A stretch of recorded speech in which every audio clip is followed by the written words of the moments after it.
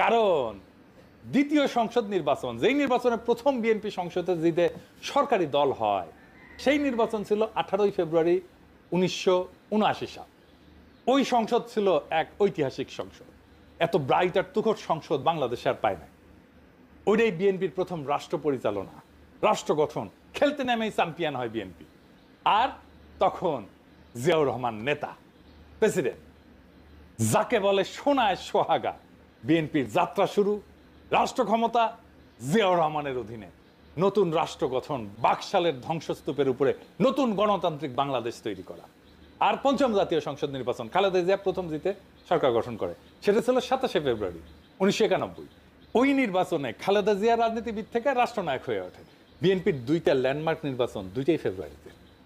রাজনীতিতে তো আপনাদেরকে হিস্টোরিক্যাল ন্যারেটিভের শুরুতে পৌঁছায় দিতে হয়, কর্মীদেরকে আপনাকে কানেক্ট করে দিতে হয়।